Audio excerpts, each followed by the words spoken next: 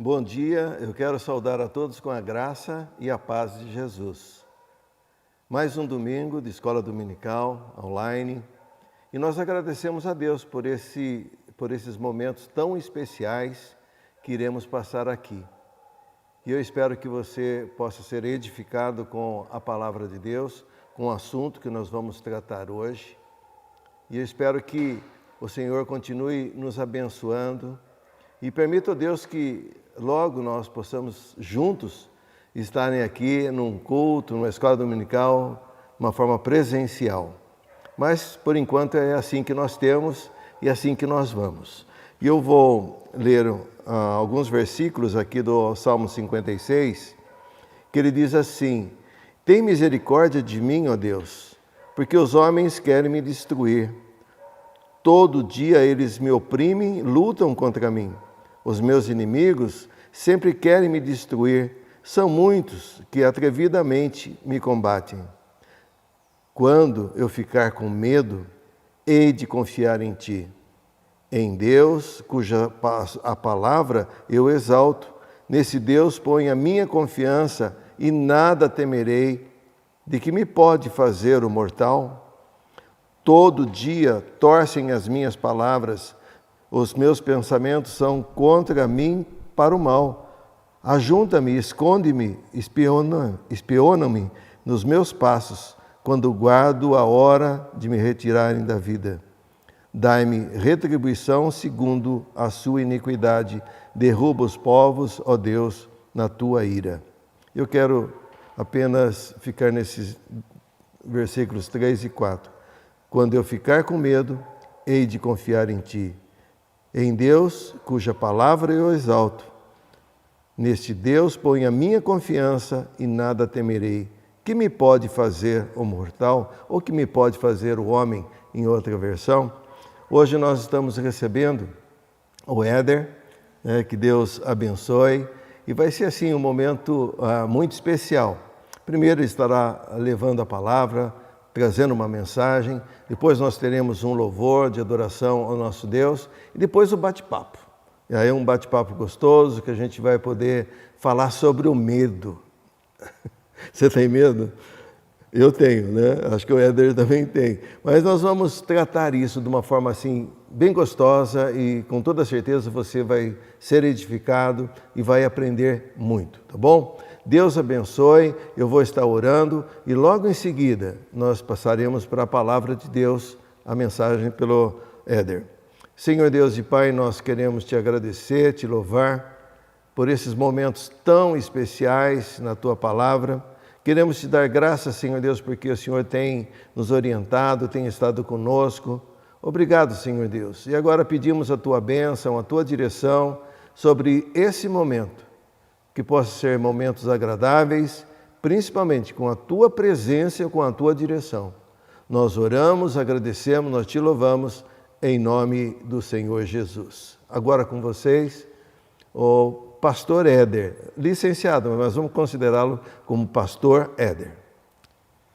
Amém. É sempre motivo de muita alegria ao meu coração poder estar aqui na Igreja do Jardim Olina, e principalmente poder compartilhar a palavra do Senhor com os irmãos, com as irmãs. Agradeço mais uma vez ao pastor José Arno por esse convite. E eu quero nessa manhã convidar você a abrir a sua Bíblia no segundo livro das Crônicas, capítulo 20. Segundo livro das Crônicas, capítulo 20. Eu vou fazer a leitura do primeiro versículo até o versículo 3, mas se você puder, mantenha a sua Bíblia aberta, porque eu vou mencionar outros versículos deste capítulo. E aí eu faço, inclusive, uma sugestão para você, para que durante essa semana você procure ler todo o capítulo 20 do segundo livro das Crônicas e procure perceber o que Deus tem a falar ainda mais ao seu coração através deste texto. Diz assim a palavra do Senhor, do versículo 1 ao 3 do capítulo 20 de 2 Crônicas. Depois disto, os filhos de Moabe e os filhos de Amon, com alguns dos meunitas, vieram para fazer guerra contra Josafá. Então vieram alguns que avisaram Josafá, dizendo: uma grande multidão está vindo contra Judá, do outro lado do Mar Morto da Síria. Eis que eles já estão em Hazazon Tamar, que é em Guede. Então Josafá teve medo e decidiu buscar o Senhor e proclamou um jejum em todo o Judá. Me acompanhe mais uma vez em uma oração. Querido Pai, muito obrigado pela Tua palavra, obrigado por aquilo que o Senhor tem a falar ao nosso coração nessa manhã, através desse texto. Que o Senhor, ó Pai, nos abençoe agora, para que tudo que for falado aqui, tudo que for refletido a respeito desse texto, possa fazer sentido para nós e possa ser aplicado em nossas vidas pelo poder, pela unção do Teu Santo Espírito. Em nome de Cristo Jesus que nós oramos. Amém. Amém. Eu quero dizer para você nessa manhã, meu irmão, minha irmã, que o nosso maior problema não é ter medo diante das ameaças que a vida nos apresenta, diante dos desafios, dos obstáculos que surgem na nossa caminhada. O nosso maior problema é, diante do medo, não buscar ao Senhor. Esse é o nosso problema. Então, o problema do meu coração não é sentir medo, mas o problema do meu coração é muitas vezes deixar que o medo me sufoque e que o medo atrapalhe o meu relacionamento com Deus. É deixar que o medo me paralise a tal ponto de eu desistir de orar, desistir de participar da vida, da comunhão, da igreja. Eu desistir de recorrer à palavra do Senhor como fonte de orientação e sabedoria para a minha vida. E o medo, ele tem o potencial de sufocar o nosso relacionamento com Deus.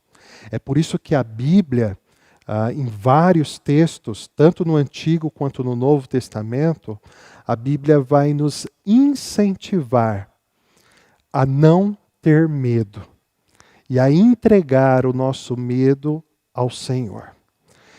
No texto que nós lemos nessa manhã, é o texto que nos fala da história de um rei de Judá. O seu nome é Josafá.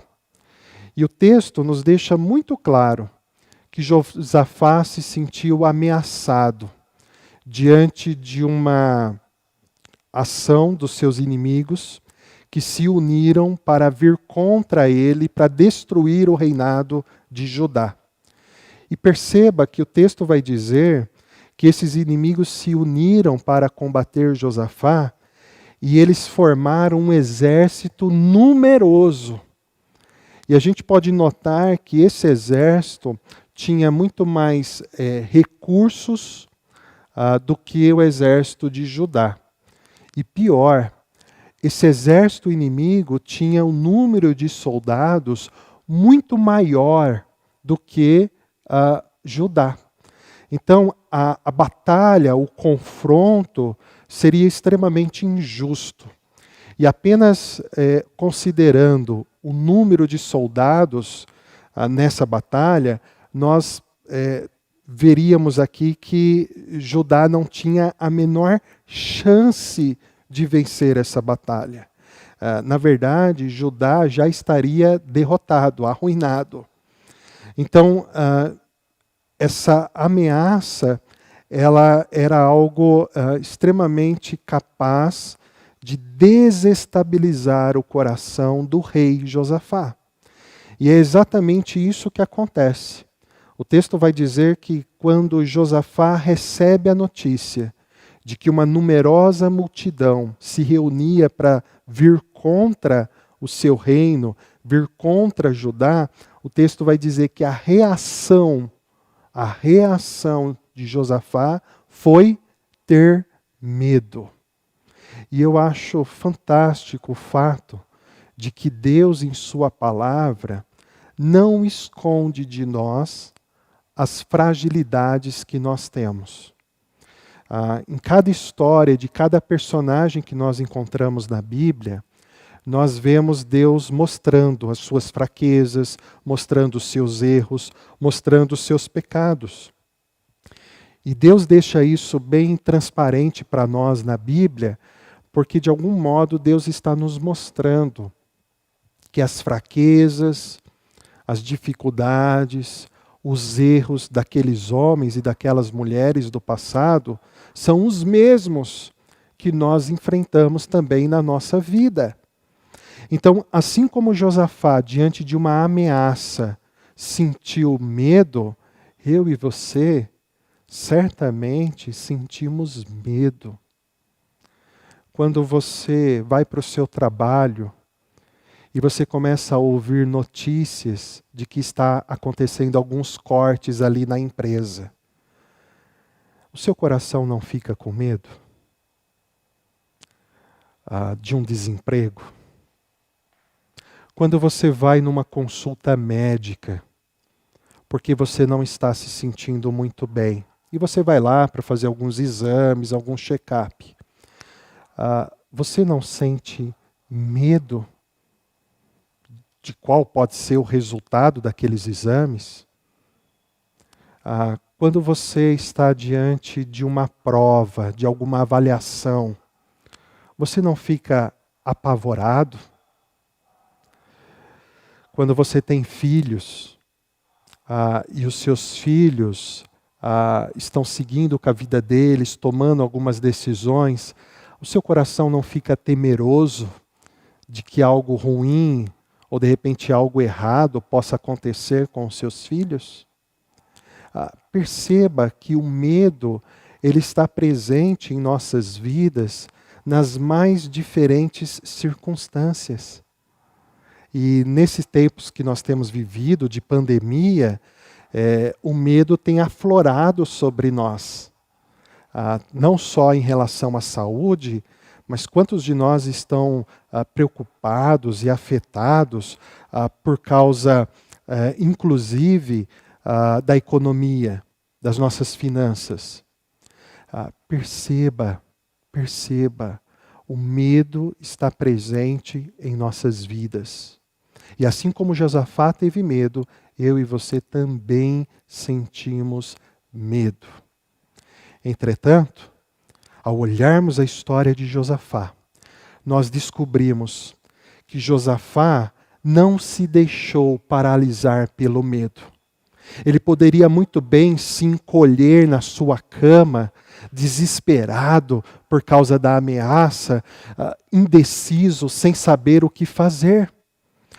Ele poderia muito bem se revoltar e com toda a raiva tentar reunir o seu exército e dizer para eles: vamos, a gente tem que traçar uma estratégia, a gente tem que traçar um plano de batalha, porque um grande exército está vindo contra nós e a gente tem que dar um jeito.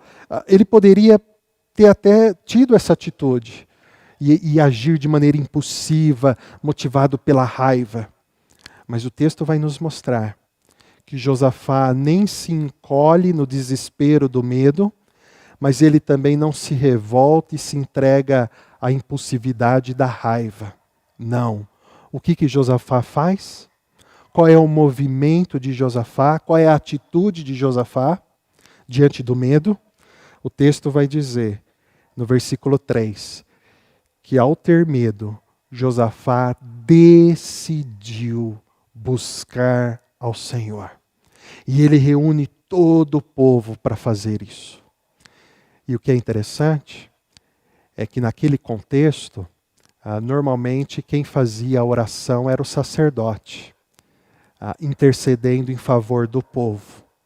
Mas o que nós vemos nesse texto não é um sacerdote que se levanta para interceder, Mas o que nós vemos nesse texto, a partir do versículo 5, é que o rei Josafá se põe em pé e o rei Josafá busca ao Senhor.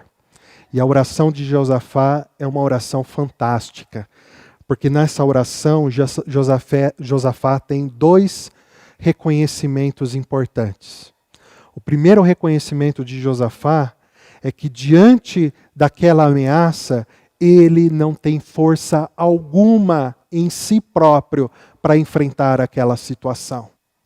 Então, Josafá mesmo vai dizer, a partir do versículo 6, que toda a força para enfrentar aquela situação está nas mãos de Deus.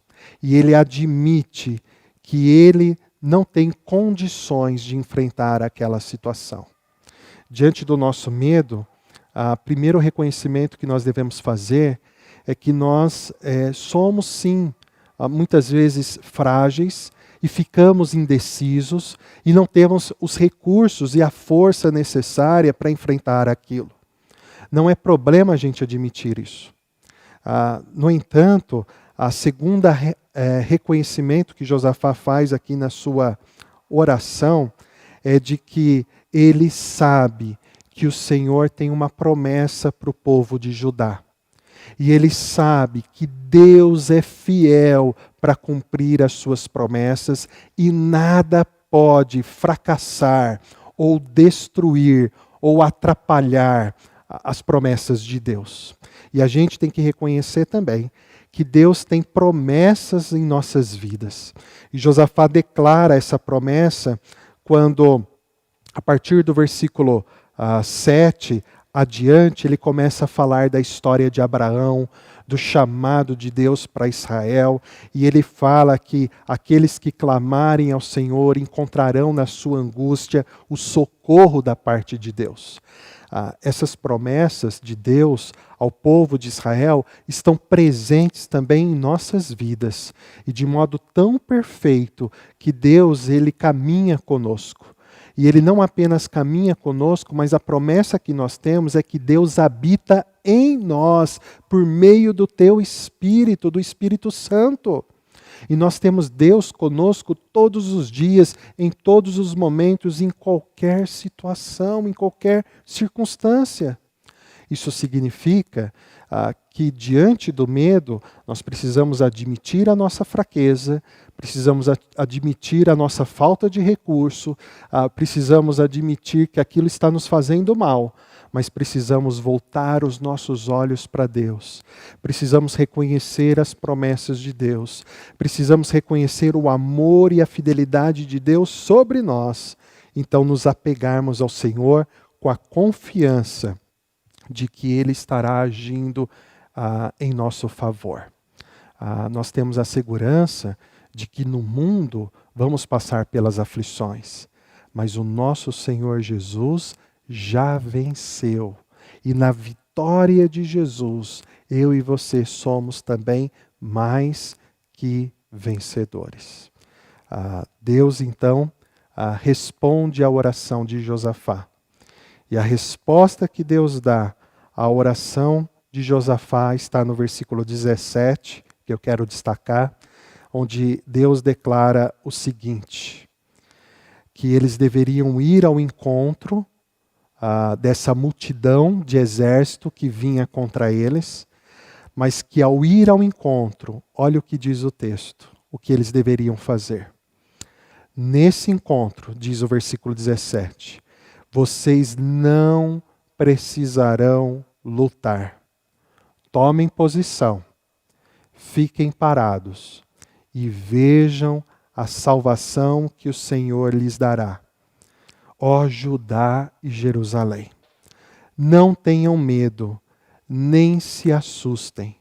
Amanhã saiam ao encontro deles, porque o Senhor está com vocês. Deus dá a ordem. A primeira ordem é: tomem posição. Deus tem dado essa palavra de ordem para mim e para você também. Tomar posição é você assumir a atitude que Deus requer de nós. E sabe qual é a atitude que Deus requer de nós? A atitude de dependermos dEle. A atitude de confiarmos nele. A atitude de recorrermos a Ele em oração e entregarmos a nossa causa nas mãos dEle. A atitude de nos submetermos à sabedoria de Deus revelada em Sua palavra. Tomar posição é seguir o caminho de Deus. E é assim que eles agem. Eles tinham necessidade de lutar? Não. E é por isso que a segunda atitude que Deus diz é para que eles fiquem parados.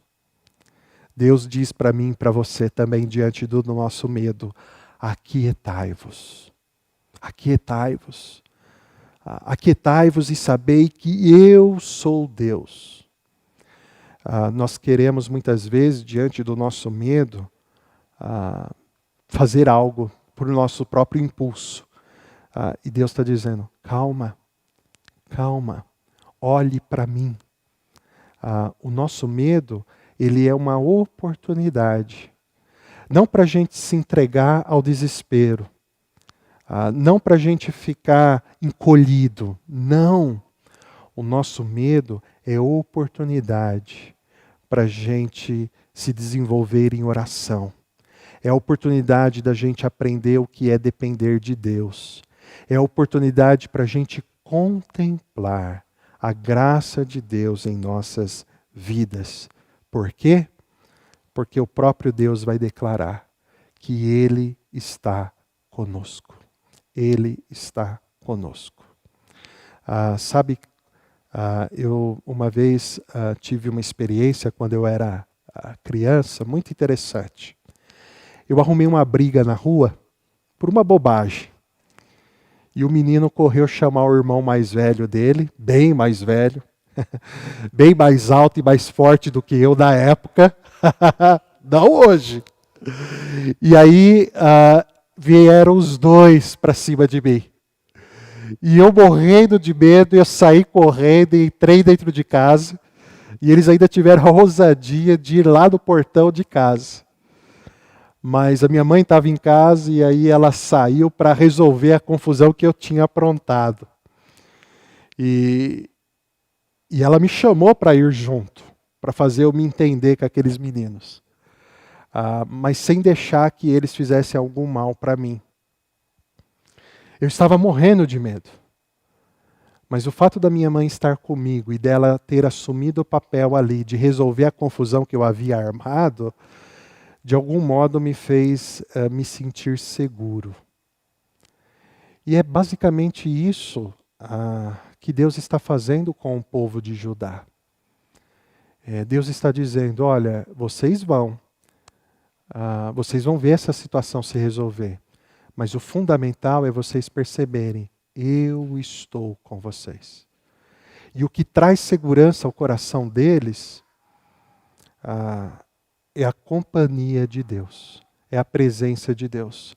Porque até então, a batalha não tinha sido resolvida. Até então, o exército inimigo não tinha sido derrotado. E aonde estava a segurança deles? No fato de que Deus estava com eles. É igual uma criança quando está com medo do escuro, e às vezes só de ouvir a voz do pai, só de ouvir o pai dizendo: filho, eu estou aqui, eu te ajudo, a criança já começa a se acalmar. Por quê? Porque ela sente e ela percebe a presença do Pai. Do mesmo modo, a presença de Deus, ela traz a segurança que nós precisamos. A presença de Deus não arranca o medo, mas a presença de Deus nos encoraja para enfrentar o medo. Para terminar, Josafá vai para a batalha, sem usar arma nenhuma.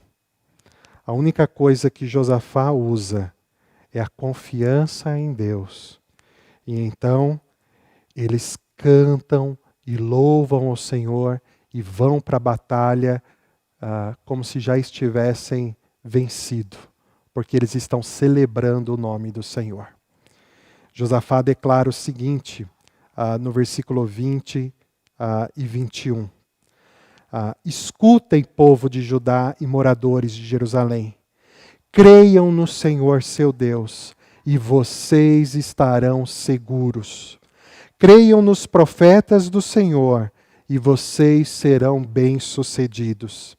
Depois de se aconselhar com o povo, Josafá designou os que deviam cantar ao Senhor, vestidos de ornamentos sagrados e marchando à frente do exército, deviam louvar a Deus, dizendo: deem graças ao Senhor, porque a sua misericórdia dura para sempre. E no meio desse cântico, Deus manifestou a vitória. O exército inimigo ficou confuso com todo aquele barulho, com toda aquela cantoria, e eles acabaram matando um ao outro ali. E o povo de Judá, quando chegou, encontrou todo o exército inimigo destruído.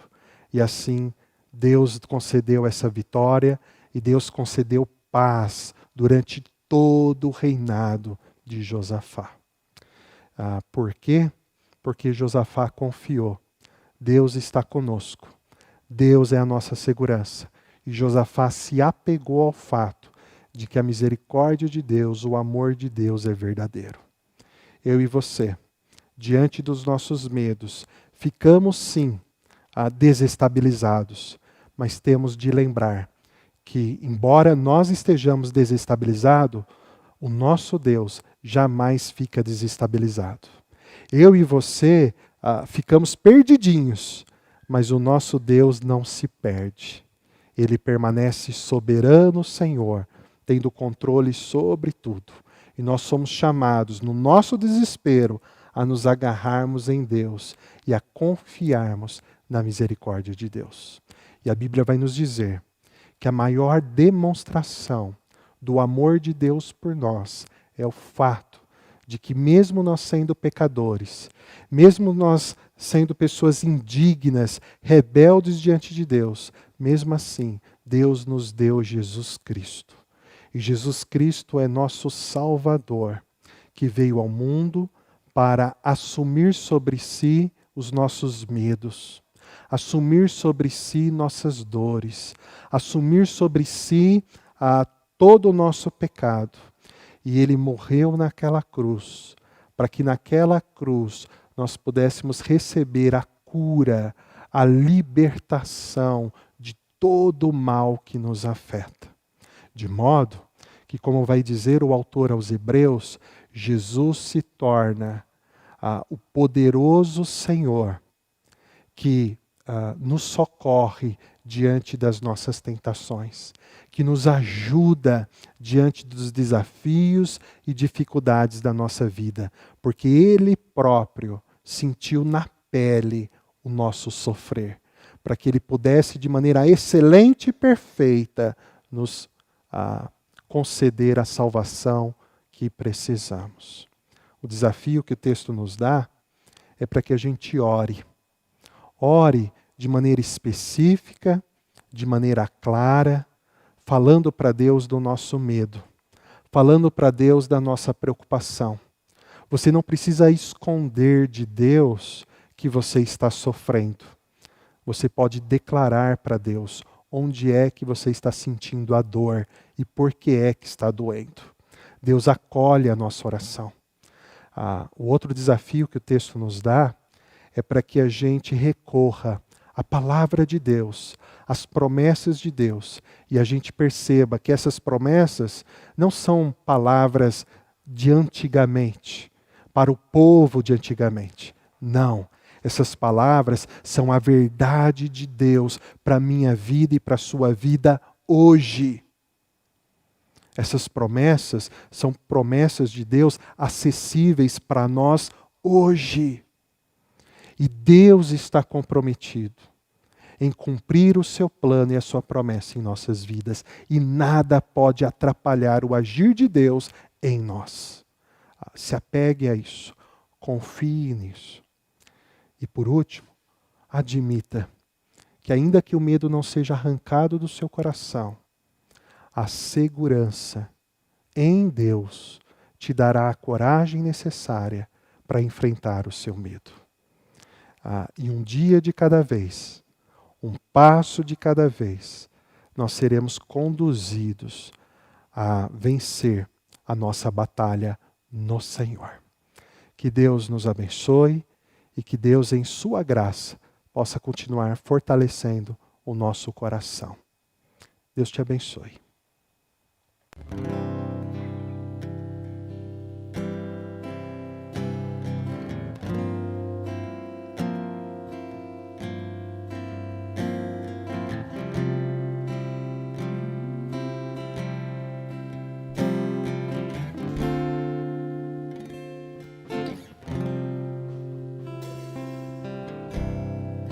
Amanheceu e o ar que eu respiro é seu sopro de vida, dado sem eu merecer, sem merecer. O sol brilha sobre o mundo inteiro, aquece o fraco e o guerreiro com o seu calor, com o seu amor. Sua misericórdia se renova, sua misericórdia se renova e faz tudo novo, faz tudo novo.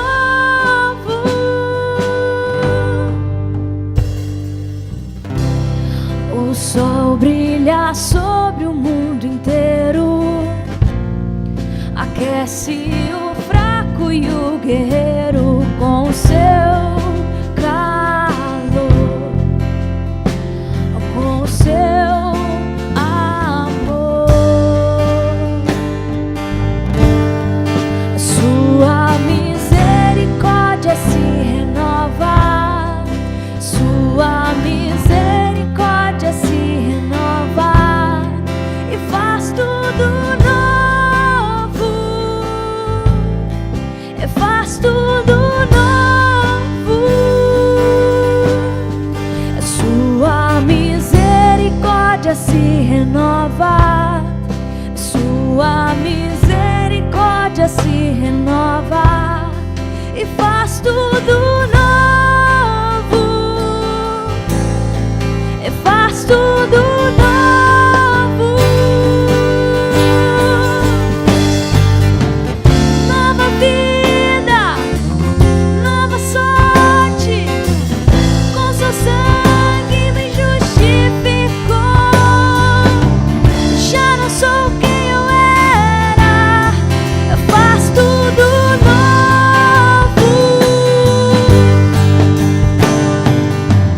Nova vida, nova sorte, por amor me justificou. Já não sou quem eu era, Deus faz tudo novo.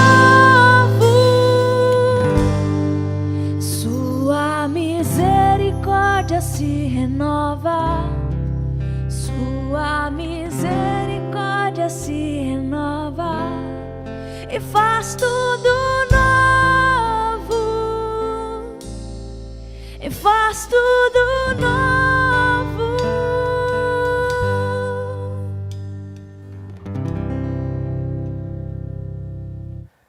Agora nós vamos para o bate-papo, que tem sido assim todos os domingos e tem sido assim muito abençoado. E Deus tem nos ajudado a trabalhar sobre vários temas. E hoje o pastor Éder está aqui e o tema hoje, onde o medo enxerga o mal, a fé vê gloriosa ou gloriosas oportunidades. Você vai poder fazer perguntas, mas espera um pouquinho, né, para perguntar. Primeiro vamos conversar, né? Você pode fazer perguntas através do Facebook ou também do YouTube, né? e nós vamos estar transmitindo as perguntas. Se o Éder não souber responder, nem eu, então vai ficar por aí, depois a gente responde, né, Éder? Arruma alguém do próximo domingo. alguém vai responder essas perguntas, né? Mas é interessante a gente trabalhar sobre esse assunto e eu sempre gosto de dividir em 3 blocos. Tudo bem? Sim. Não tem problema? Então tá bom. Tem um ditado chinês que diz assim: não existe crise, existe oportunidade. Quer dizer, a crise traz medo, né?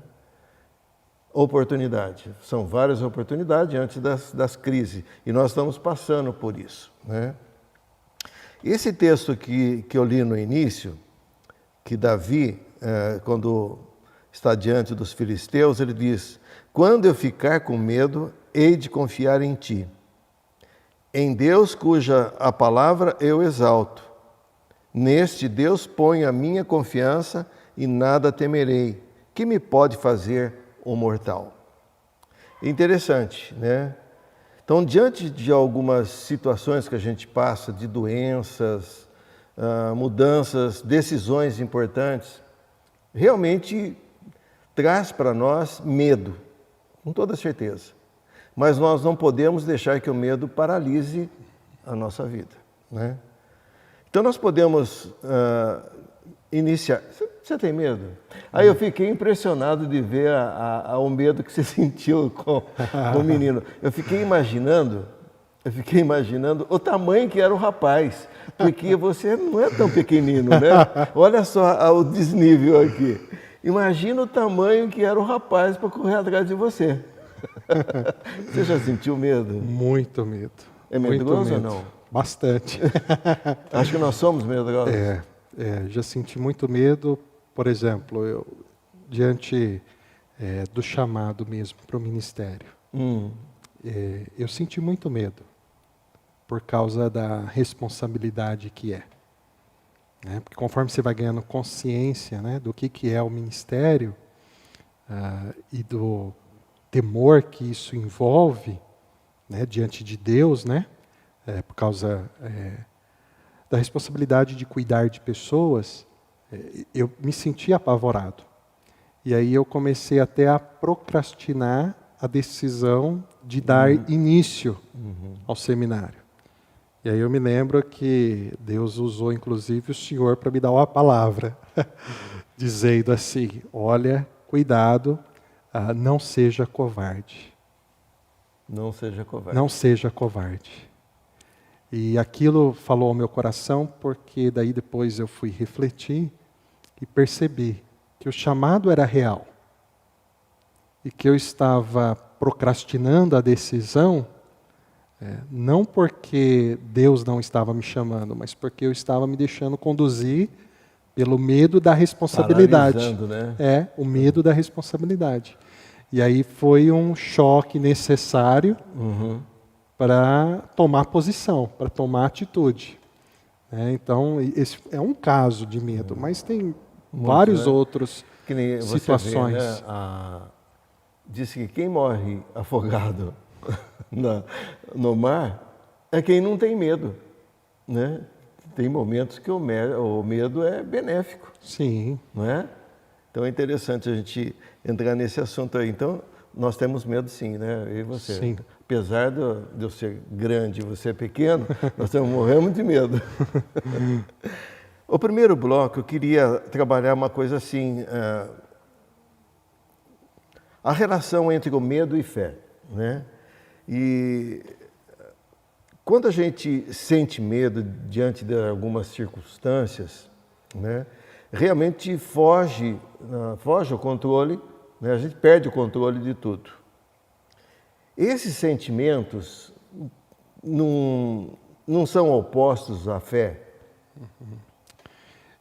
A questão do medo e da fé, tem 3 coisas que a gente precisa, 3 afirmações que a gente precisa compreender bem. Primeiro, ter medo não é pecado. Sim. É uma condição humana. Mas o medo só existe porque nós não vivemos mais no paraíso criado por Deus, que é o Jardim do Éden. Então o medo não é pecado, mas o medo é uma realidade que existe como efeito que o pecado provocou em nosso mundo e em nossa vida. Então, um cristão firme na fé, convicto na palavra de Deus, ele poderá sim sentir medo. E não há problema nisso, né? Entretanto, uma segunda afirmação que a gente precisa fazer é que, apesar do medo não ser pecado, o medo tem o potencial, né, de atrapalhar o nosso relacionamento com Deus. De forma que eu me encolho diante do meu medo, ou eu me revolto diante do meu medo, né, e eu abandono a prática da espiritualidade. Então eu não oro, eu me afasto da comunhão com a igreja, né? Eu passo a desacreditar em verdades da palavra. O medo tem esse potencial, de modo que o medo ele pode ir sufocando a fé. Contudo, a terceira afirmação que a gente tem que fazer é que a fé ela é sustentada pela graça de Deus. E a graça de Deus é mais forte e mais poderosa que o pecado. Não são opostos. Não são opostos, mas há um conflito. O conflito existe, né? E a fé que é sustentada pela graça de Deus, essa fé é poderosa para nos ajudar a enfrentar com sabedoria o medo. É por isso que nós vemos na Bíblia várias vezes Deus afirmando, não tenha medo, não tenha medo. E alguns estudiosos fizeram a pesquisa de contar quantas vezes aparece essa expressão na Bíblia. E eles notaram que, curiosamente, aparece 365 vezes essa expressão. Uma para cada dia do ano. E aí os estudiosos, alguns deles, gostam de usar isso como uma ilustração. Sim. Uma ilustração para indicar. Cada dia tem os seus desafios, cada dia tem as suas preocupações, cada dia tem o seu próprio medo, né, que sobrevém a nós, mas para cada dia que vem essa dificuldade, nós temos uma palavra de encorajamento, uma palavra de esperança do nosso Deus. E é interessante, Éder, na sua mensagem, você colocou, né, que nós temos medo, sim, diante de um diagnóstico, né, diante de um fato que está ocorrendo, uma entrevista, né, uma decisão, um exame, né, nós temos medo. Isso não quer dizer que nós não temos fé, mas é algo que está dentro da gente, né? A gente realmente passa por esses momentos, né, de sentir o que vai acontecer depois, né?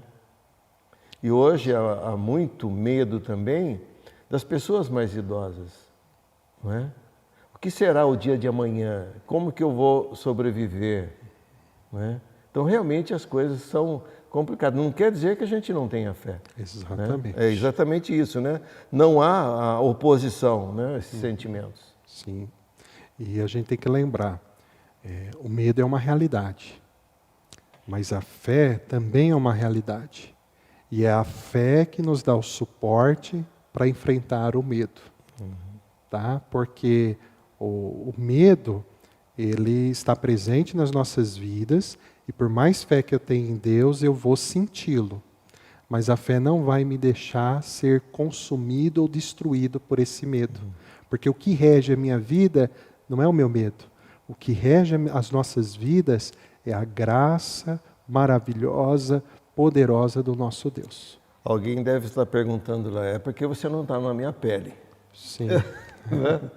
Aí eu posso retornar, né, para a pessoa. Mas você também não está na minha. Nem na minha, né? Cada um de nós temos um nível diferente, né? De medo, de preocupações, de dor, né? Quando nós estamos falando, comentando sobre isso, está lembrando de Jesus no Getsemane, né? Que o suor dele virou até mesmo em gotas de sangue. E aquela palavra, né, que ele diz, se for possível, passe de mim esse cálice.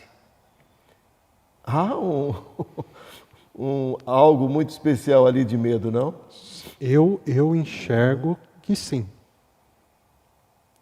Mas ao mesmo tempo que eu vejo ali uma expressão de medo, que é uma fraqueza humana, há ali uma firmeza. E a firmeza está, seja feita a tua vontade. Dizem hoje, a gente às vezes ouve isso, de que às vezes orar, né, para Deus fazer a nossa vontade, para Deus fazer a vontade dele em nossas vidas, é não exercitar bem a fé. Porque o exercício da fé é muitas vezes você decretar, determinar coisas para Deus, né? E é exatamente o contrário, né? Verdadeira fé é você estar tão submisso, tão de coração aberto para Deus e dizer: Deus, o que o Senhor quiser fazer, onde o Senhor quiser me conduzir, eu estou... Tem muita gente que pensa que a oração é para mudar a cabeça de Deus, não é? Não, é para você saber administrar a situação que você está passando. Então Deus vai lhe dar força, condições para você realizar ou resolver aquela situação. A oração vai aproximando, né, o nosso coração do coração de Deus, né? Fala, não, vamos orar para que Deus, né, mude, faça isso. Deus não vai fazer isso nem aquilo. Deus é soberano, né? Ele vai trabalhar no nosso coração.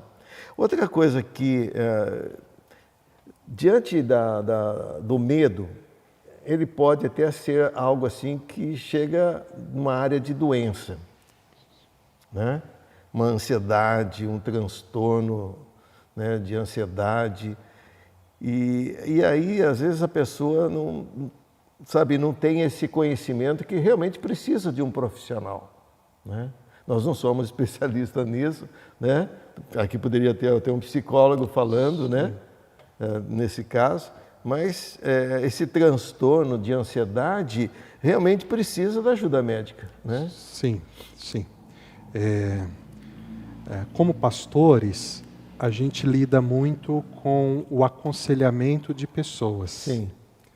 E às vezes a gente recebe pessoas que chegaram num estágio de medo e de ansiedade que se tornou patológico, né? E que você percebe ali que não é só uma questão de reação comportamental, mas há até um distúrbio ali de biológico, químico, hormonal na vida da pessoa.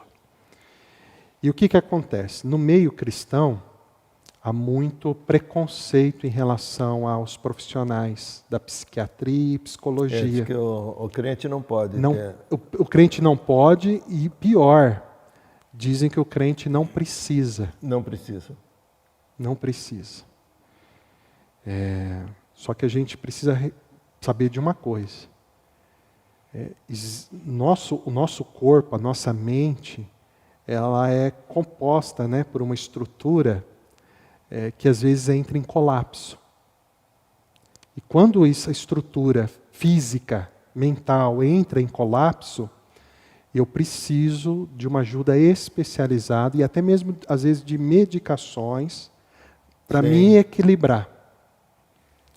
Então, por exemplo, se eu desenvolvo um diabetes, eu não vou me recusar a ir ao médico.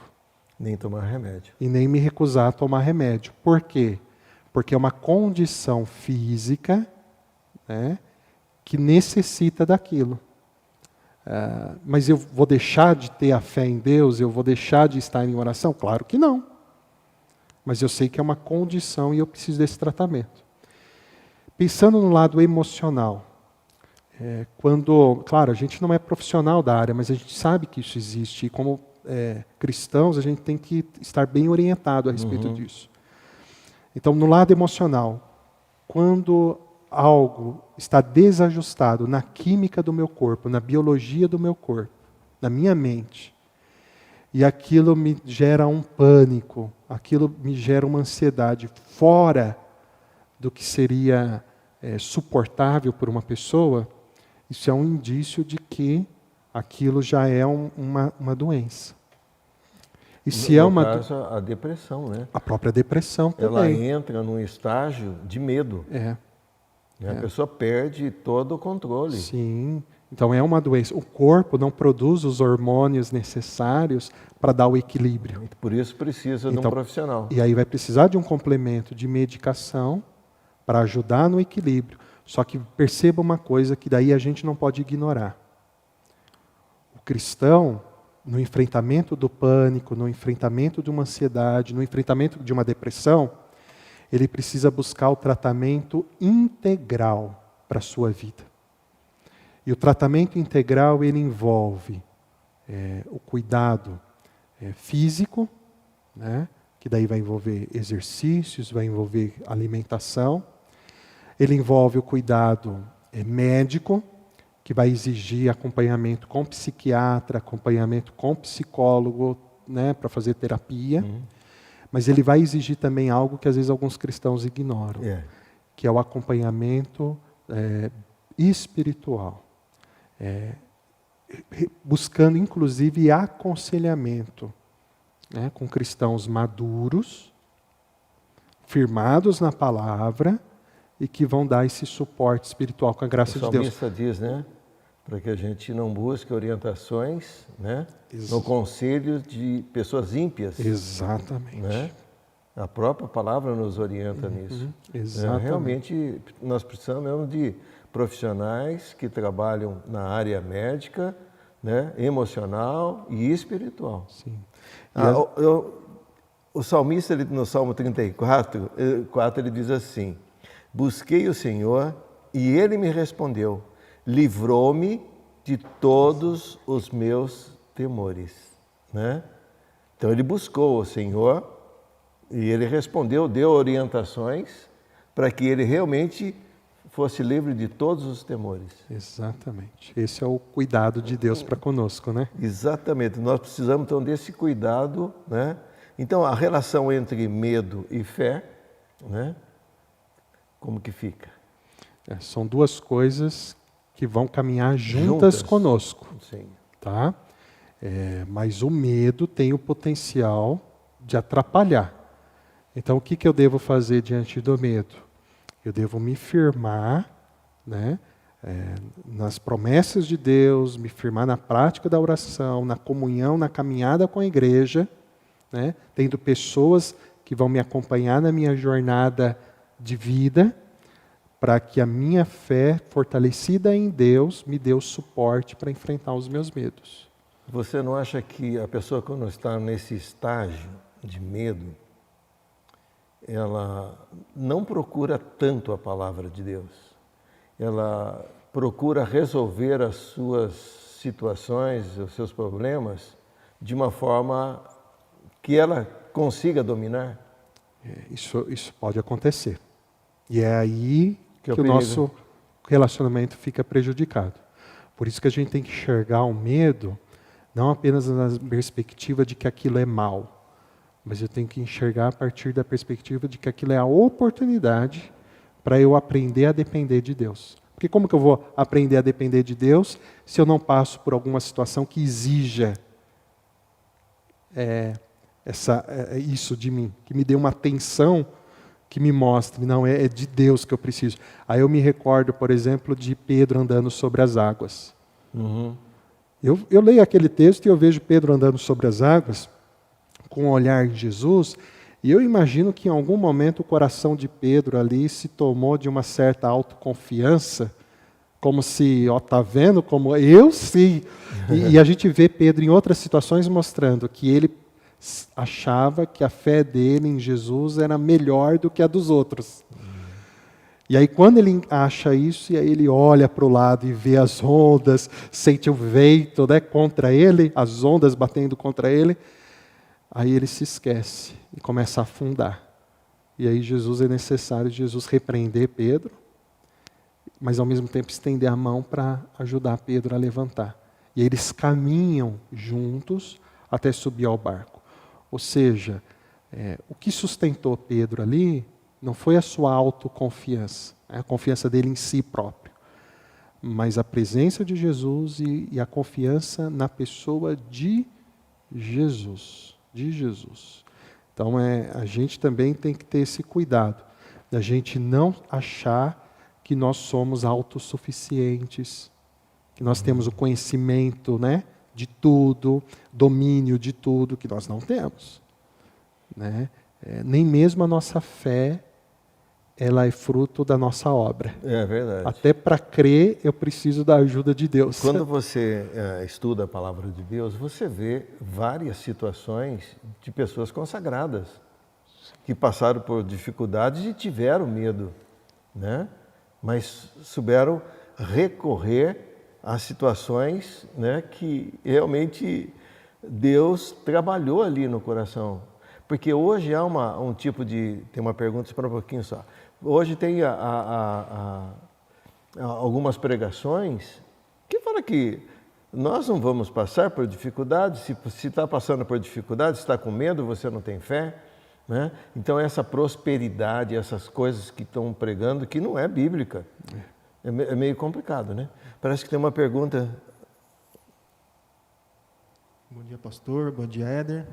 Bom dia. O Felipe Tossini, ele faz a seguinte pergunta: porque muitas vezes, diante do medo, o nosso impulso é fugir de Deus. E é verdade. Né? Exatamente. Isso é desde o Jardim do Éden.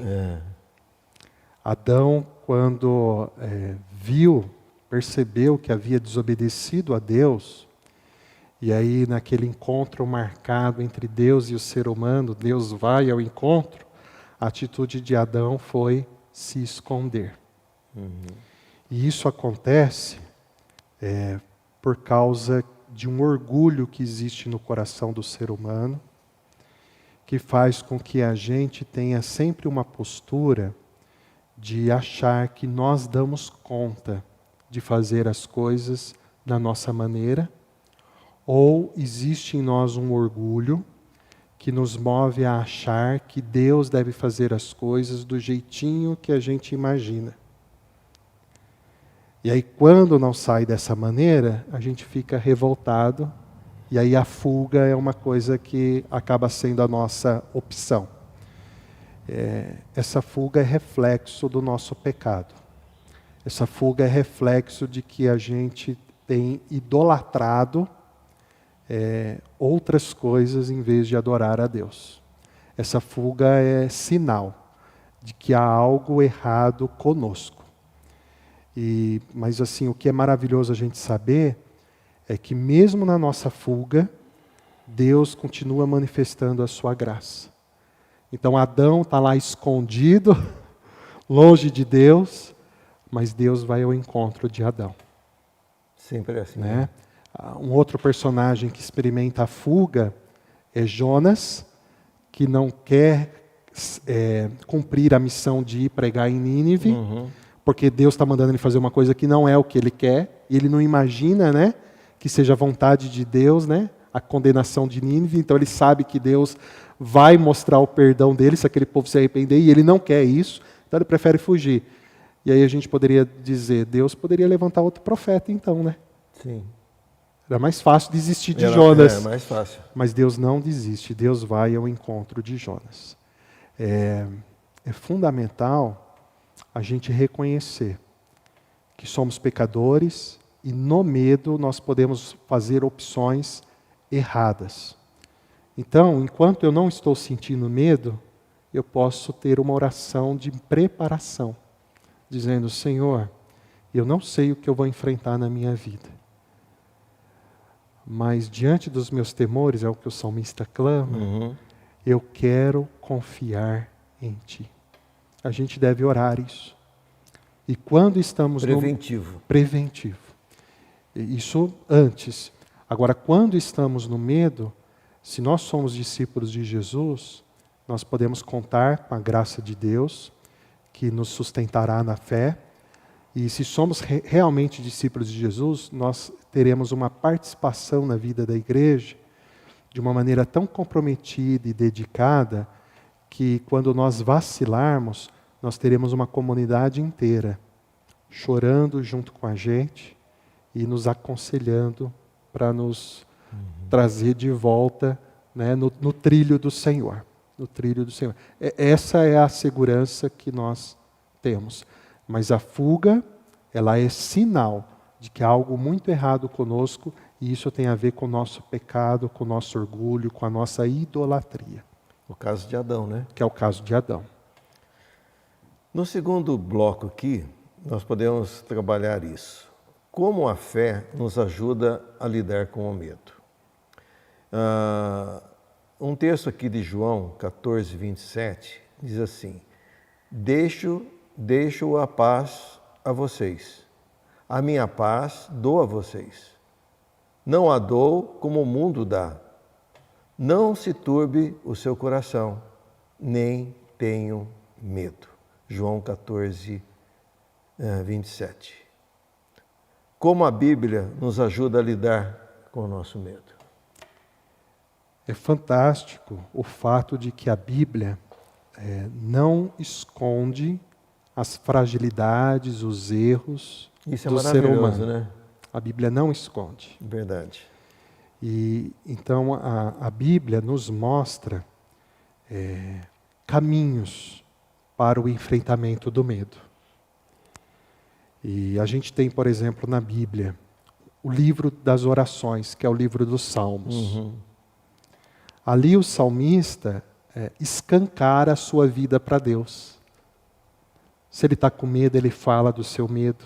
Se ele está revoltado, ele fala da sua revolta. Se ele está com raiva, ele fala da sua raiva.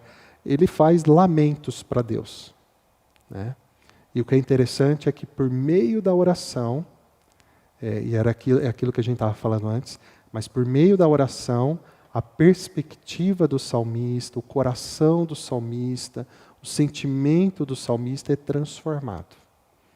Porque a oração é o meio através do qual o nosso coração se move em direção ao coração de Deus. E as nossas vontades se alinham com a vontade de Deus. Isso é o que a oração faz, né?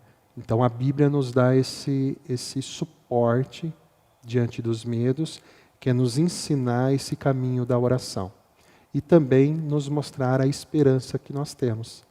Que não é uma esperança vazia, de uma expectativa incerta. Por exemplo, assim como o pastor, o meu pai é bugrido. E aí fica lá assistindo a Série B, com aquela expectativa de que o time mudou. Nós estávamos assistindo juntos o jogo do Guarani com o Figueirense. 1-0, 2-0 no primeiro tempo. Qual era a expectativa? Agora deu certo, o time mudou. Mudou nada. Mas como fazia muito tempo ainda para acabar o jogo, o que aconteceu? Aquele desastre. E eu estava querendo falar para o Anjo, vamos orar para que acabe o jogo agora. Era melhor.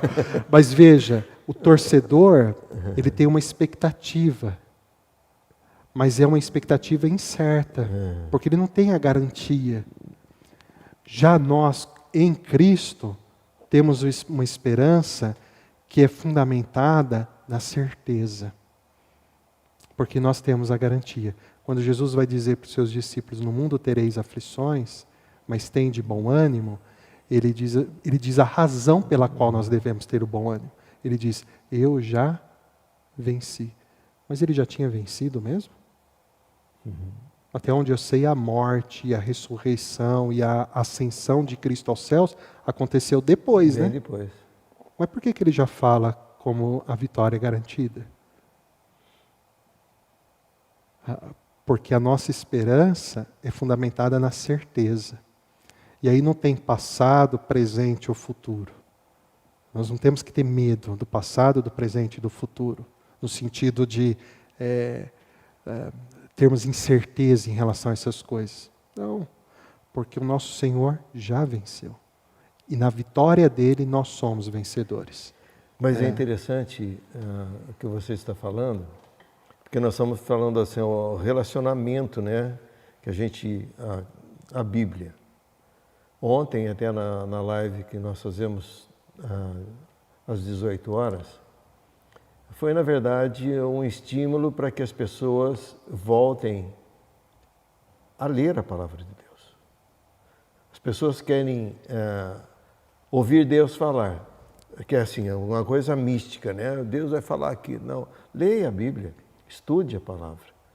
Então, quando você estuda e você analisa a palavra de Deus, você vê quantas coisas importantes que resolvem as nossas situações de medo.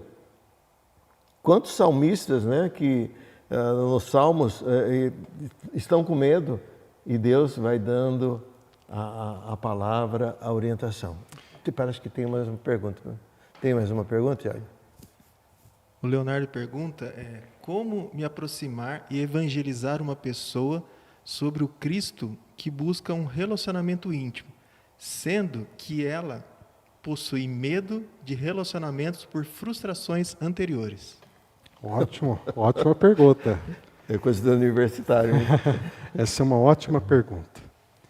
É pregar a palavra para uma pessoa que está com medo por causa de relacionamentos. Isso. A pessoa se decepcionou tanto já com relacionamentos, que então essa pessoa se isola, que ela não aceita, né, nenhum outro tipo de aproximação. Diante desse caso, a única forma de nós apresentarmos Cristo para essa pessoa é a gente considerar que essa barreira que essa pessoa impõe sobre nós em relação a relacionamento, essa barreira precisa ser derrubada. Não tem outra maneira de eu apresentar Cristo para essa pessoa se eu não alcançar primeiro o coração dessa pessoa para mim, no sentido de eu estar próximo dessa pessoa, no sentido de eu mostrar para essa pessoa que a minha amizade é verdadeira e sincera para com ela, e que daí então, através da minha vida, do meu ensinamento, eu possa ser usado por Deus para conduzi-la a Cristo. Então essa barreira precisa ser derrubada. E essa barreira só será derrubada se de fato houver da minha parte sinceridade na amizade com essa pessoa. Então, a primeira coisa que eu tenho que avaliar não é o fato do coração dessa pessoa estar machucada e ela não estar pronta, aberta para um relacionamento de amizade. Porque se eu ficar só focado nisso, eu vou ficar perdido. Eu preciso avaliar o meu coração. De fato, eu sou sincero no amor em Cristo que eu tenho por essa pessoa? Então, se eu sou sincero em relação a isso, o meu movimento em direção a essa pessoa será esse movimento sincero. Essa é uma questão. A outra questão é nós sabermos que a evangelização é uma obra que nós realizamos em parceria com Deus. Eu não estou sozinho na obra da evangelização. Não é uma coisa que eu sou chamado para fazer para Deus. A evangelização é algo que eu sou chamado para fazer com Deus. E aí, por mais resistência que a pessoa tenha, por mais barreiras que apareçam no meio dessa caminhada, se o meu amor por ela em Cristo é sincero, eu vou me mover até ela. E se eu estou evangelizando com a consciência de que eu sou parceiro de Deus nessa obra, então o Espírito Santo estará envolvido para abençoar a minha pregação, os meus argumentos e para preparar o coração da pessoa para ser evangelizada. Às vezes a pessoa pensa que é a eloquência, né? Não. Do pregador ou daquela pessoa missionária que vai levar a palavra. Ela esquece que tem uma parceria. Isso. A gente é instrumento, né? Isso. A minha preparação no conteúdo, na mensagem, ela existe. Sim. Mas ela, separada do poder, da unção, da iluminação do Espírito Santo, não faz nada. Fica quietinho. Então é por isso que eu tenho que entender, é uma parceria. Eu sou chamado para fazer junto com Deus. E aí veja bem, a Bíblia nos mostra vários exemplos de pessoas de coração endurecidos. E a Bíblia nos mostra pessoas com dificuldades, né, de relacionamento. Quer um exemplo de alguém que tinha dificuldade de aproximação? A mulher samaritana. Tanto é que quando Jesus se aproxima dela e pede água para ela, ela responde com grosseria.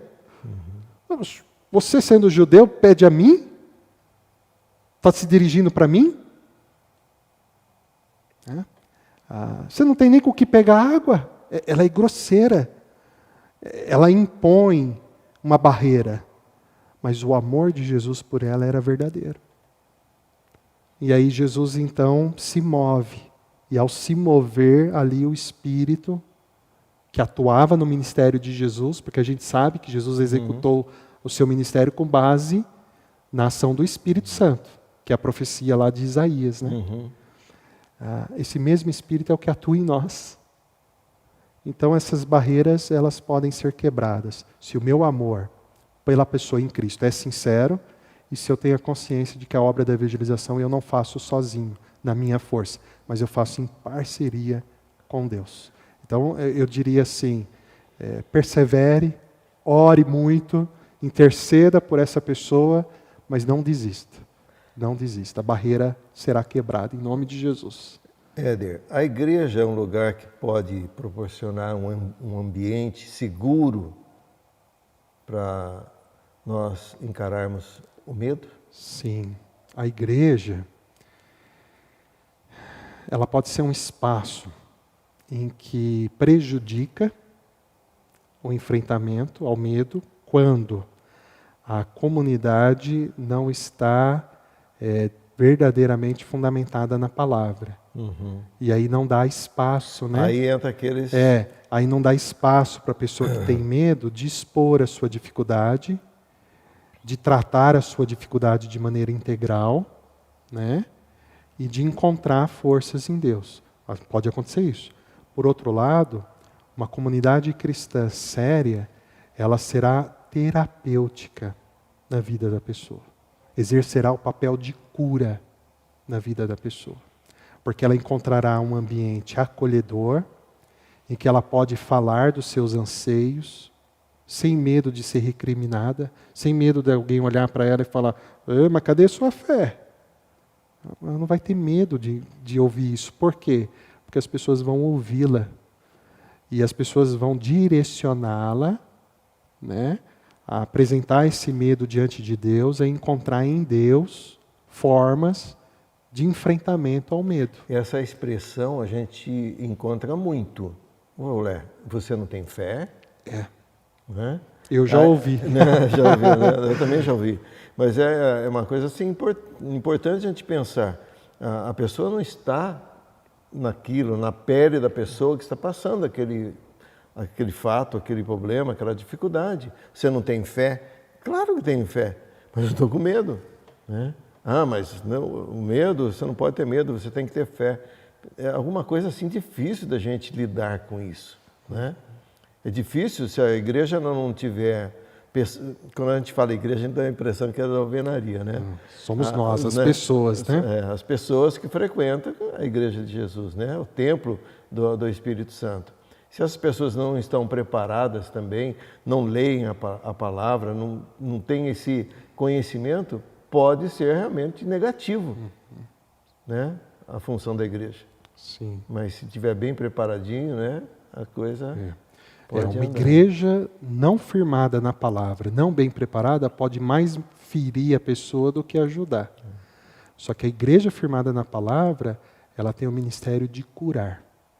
De Por isso curar que você pessoas. vê muitas pessoas que não querem mais saber de igreja. Não é? Estão abandonando a igreja. Porque tiveram assim, relacionamentos ou tiveram decepções com pessoas. E aí é fundamental, pastor, a nós, na nossa comunidade cristã, desenvolvermos treinamentos de aconselhamento cristão. Porque a gente olha o aconselhamento cristão como papel exclusivo do pastor, e não é. É do cristão. Então, da mesma maneira como a gente oferece na igreja treinamento para evangelismo, né? A gente oferece treinamento para trabalho, ministério com as crianças. A gente teria que oferecer nas igrejas também treinamento de aconselhamento cristão. Aqueles princípios todos que nós aprendemos, é fundamental a igreja ser ensinada para que ela também possa se desenvolver nesse ministério de cura, nesse ministério terapêutico também, para cuidar das vidas machucadas. Legal. Éder, nós estamos já partindo para o terceiro e último bloco. O Tiago acho que já levantou a mão também. Tem mais 5, né? E nós podemos falar um pouquinho aqui, então, nessa parte. Qual é a esperança, né? Qual é a esperança do Evangelho, né? Jesus ele diz assim: vinde a mim todos que estáis cansados, oprimidos, que eu vos aliviarei. Todos aqueles que estão cansados, com medo, que eu vos aliviarei, né? Mateus 11, 28. Que esperança nós temos em Jesus diante do caos que nos cerca? A gente tem que lembrar, Jesus é o nosso Salvador.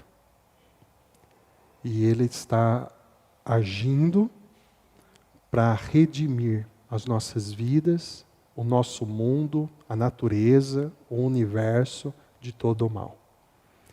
Em Romanos 8, a partir do versículo 18, diz que toda a criação geme por conta da questão dos efeitos do pecado. E diz que mesmo nós também gememos, porque estamos num mundo que sofre essa corrupção do pecado, e o nosso próprio coração também sofre esses efeitos. Mas ali diz algo gracioso, que é onde nós encontramos o fundamento da nossa esperança. Nós não gememos sozinhos. O nosso mundo, a natureza não geme sozinho. Porque diz ali que o Espírito geme com gemidos inexprimíveis. Diz ali que o Espírito nos assiste em nossa fraqueza, né? E o texto segue e apresenta um hino maravilhoso que nos mostra que em Cristo somos mais que vencedores. Essa é a nossa esperança. E não é uma esperança em algo incerto, mas é a esperança em algo garantido, numa certeza. A palavra também diz assim que no mundo tereis aflições. Tende bom ânimo, porque eu venci, vocês podem vencer também. É uma palavra de estímulo, uma palavra que realmente nos leva a fugir desse medo que às vezes tanto tem apavorado a vida de muitas pessoas, né? No mundo tereis aflições, quer dizer, nós não estamos isentos a dificuldades, a problemas, a dificuldades de doenças, diagnósticos, né? E eu creio que nesse período que nós estamos passando, nós estamos, acho que, há 6 meses confinados, né, sem poder se reunir. Quantas coisas já passaram na cabeça dos irmãos e das irmãs? Medo. E o próprio Jesus diz assim: no mundo tereis aflições. Quer dizer, nós não estamos isentos disso, né? Então, realmente é complicado, né? Exatamente, mas a palavra é para termos ânimo, bom ânimo, porque Jesus venceu. E nós vamos vencer também. Nós vamos vencer também. E essa é a nossa paz. Não é a ausência do problema, mas é a certeza da vitória em Cristo. Essa palavra aqui, tem uma pergunta aqui. Que esperança nós temos em Jesus diante do caos, né? Seria exatamente a vitória. Exato. A vitória, né? A vitória no Senhor. A certeza da volta de Jesus, de alguma forma, influencia o modo de como nós vamos enfrentar o medo? A fé na volta de Jesus é o fundamento de tudo que nós fazemos como cristãos. Mas então, a gente tem sentido assim, né? No modo geral, quando você conversa com as pessoas, parece que a volta de Jesus é uma coisa assim, é uma história, né? Alguma coisa de Spielberg. Não vai acontecer. É uma coisa que está marcado lá, mas realmente não vai acontecer, né? E a gente sente isso, né? Que as pessoas não estão até mesmo preparadas para isso, né? As virgens, né? Não tem azeite ali, não. Não sei se você sente isso também. Sim, a gente sente exatamente isso. que as pessoas, elas não têm essa firmeza de que Cristo vai voltar. Então parece que é uma coisa só do imaginário, né? Fictícia mesmo, né? E outras pessoas, quando ouvem falar na volta de Jesus, dizem assim, mas é mais para frente, né? Não querem algo para já. Mas quando nós lemos o livro de Atos, os cristãos viviam ansiando pela volta de Cristo para o já. E nós vemos que a oração dos cristãos era Maranata. Vem, Senhor. Se a gente fizesse uma pesquisa, é claro que não vai ser real, né? E as pessoas vão responder aquilo que, na verdade, não está no coração. Você gostaria que Jesus voltasse hoje? Não, eu precisava casar, precisa ter isso aqui, eu tenho que namorar, eu tenho que fazer isso, eu tenho que me formar. Deixa eu fazer aquela viagem primeiro. Eu estou guardando dinheirinho para fazer. Essa pesquisa, se fosse real, acho que o Senhor faz essa pesquisa lá em cima, né? Será que realmente vocês acreditam que eu vou voltar? Mas a gente tem que considerar que Deus, ele deixa bem claro na sua palavra que o verdadeiro discípulo de Jesus, ele precisa amar a volta de Cristo, desejar a volta de Cristo, orar pela volta de Cristo, né? E ele precisa estar cada dia vivendo como se hoje fosse o dia do meu encontro com Cristo. O próprio Paulo, ele faz uma figura, né, da noiva. Sim. O noivo, né? Que o noivo, a noiva não está querendo estar juntos. Está todo naquela preparativo para o grande encontro, né? Desejoso do grande encontro. E assim deve ser o nosso coração. E isso influencia muito o modo como a gente vive o nosso testemunho, como a gente encara até os nossos medos. Porque eu sabendo que Cristo está voltando e que Ele voltará, isso me ajuda a saber que a razão daquele meu medo vai ter um fim quando Cristo voltar. Então eu posso me agarrar a isso, né? E eu posso pedir, Senhor, enquanto essa volta não acontece, me dá a força que eu estou precisando para suportar isso aqui, porque eu sei que isso que está me consumindo não é o fim da minha vida, porque o fim da minha vida é a glória que está reservada em Cristo Jesus. Então, é fundamental desenvolvermos essa fé. E lembrar que o livro do Apocalipse, que é um livro que às vezes a gente não lê muito porque tem medo, a gente tem que lembrar que João declara que quem ler e compreender a mensagem do Apocalipse, que fala do retorno de Cristo, que fala da vitória de Cristo, essa pessoa será feliz. É interessante que quando a gente, em conversa assim, com pessoas, e às vezes a gente vê as atitudes das pessoas, a gente sente assim que a pessoa nunca vai morrer dentro da cabeça dela, né? Ela vai viver eternamente, né? E as coisas estão presas mesmo nesse mundo, mas não pode ser assim. Nós não devemos estar presos a coisas materiais, às coisas do mundo. As pessoas não estão acreditando que Jesus vai voltar. Se Ele não voltar, Ele pode me chamar amanhã. Não é? Exatamente. Tem um pastor, John Piper, ele sofreu com câncer. E antes dele fazer a cirurgia para a remoção ali do tumor, ele escreveu um texto, uma reflexão. O título era Não Desperdice Seu Câncer.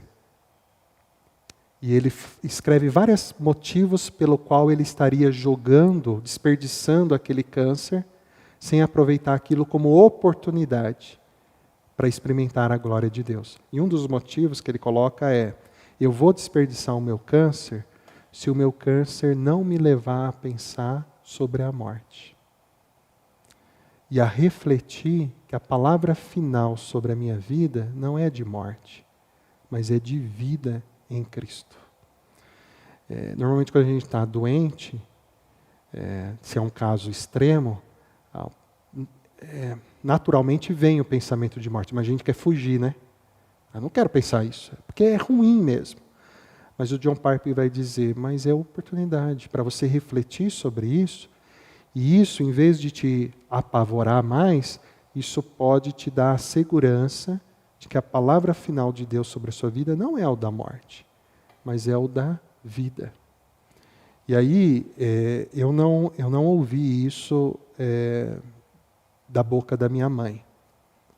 Mas a minha prima, que dividia comigo, né, para ficar com a minha mãe durante a noite no hospital, disse que houve várias vezes à noite em que minha mãe dizia para ela assim, eu estou pronta. Se essa for a minha última internação, porque Deus quer me levar, eu estou pronta. E essa minha prima, minha mãe tinha ela como uma filha. Então, havia uma relação ali muito íntima. E essa minha prima disse que minha mãe falava isso para ela, e isso mostrava uma paz, que a minha prima não conseguia entender como era possível, né?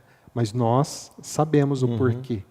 É por causa dessa segurança de que a palavra final não é a morte. Então, quando minha mãe fechou os olhos para essa terra, para estar separada de nós, né? Ela abriu os olhos diante de Deus. Né? Ela está guardada diante de Deus, esperando o grande dia glorioso da ressurreição, e nós cremos na ressurreição, né? A ressurreição do corpo, nós cremos nisso. Né? E porque a morte não tem palavra final. É um processo, mas não é o fim. Né? Então a gente tem que pensar nessas coisas, sim. Amém. A nossa certeza. Nós queremos agradecer ao Éder. O Tiago já levantou a mão 2 vezes, assim. E nós estamos encerrando, agradecer, né, suas palavras finais. Eu agradeço também mais uma vez essa oportunidade, é sempre muito bom estar aqui. E eu apenas diria, né, que nós não precisamos nos envergonhar do medo que nós temos, e nem nos sentirmos culpados por causa do nosso medo. Mas nós podemos olhar para a graça de Deus e saber que o Senhor nos reveste da sabedoria e da força para o enfrentamento do medo. E a oração é o meio através do qual nós encontramos essa paz no Senhor e a segurança na palavra do Senhor. Então que Deus nos abençoe e que Deus possa encorajar o nosso coração. Nós queremos mais uma vez agradecer ao Éder, né, por esses momentos especiais. É claro que nós teríamos muito mais coisas para serem ditas aqui, mas eu creio que foi o suficiente aquilo que Deus colocou no nosso coração. E nós vamos estar orando com o Éder, e eu quero fazer um convite para você, para que às 18 horas nós estaremos juntos para louvar, para bendizer o nome do Senhor, um culto online. Às 18 horas, né, eu conto com a sua participação ali no culto online. Nós vamos estar orando com o Éder e logo em seguida nós estaremos encerrando. Tenha um bom almoço, que Deus continue abençoando você e não esqueça, às 18 horas nós estaremos juntos. Pai de amor, louvamos o Teu nome por essa manhã tão agradável, que passamos juntos, conectados, em torno da Tua palavra, meditando, ó Deus, nas verdades do Senhor para as nossas vidas. Obrigado porque podemos ter a certeza, a segurança de que o Senhor está conosco. E a certeza de que o nosso medo, os nossos temores, não são capazes de nos consumir e nos destruir, porque o Senhor cuida de nós e o Senhor nos reveste de força, sabedoria, ânimo, coragem para enfrentarmos os nossos medos, na certeza de que somos mais que vencedores em Cristo Jesus. Nos abençoe e fortaleça, ó Pai, a nossa confiança em Tua graça. e permita que tenhamos um domingo muito agradável, em um domingo, ó Deus, refletindo sobre as maravilhas da Tua graça em nós. E que à noite possamos mais uma vez estarmos reunidos, de forma online mesmo, mas que possamos estar reunidos como família da fé, para celebrarmos o culto ao Senhor. Porque a nossa união não se dá apenas no encontro presencial e físico, mas a nossa união se dá em amor, em fé, por fazermos parte da Tua família. Abençoe nossas vidas, abençoe nossa amada igreja, em nome de Cristo Jesus. Amém. Amém. Até às 18 horas.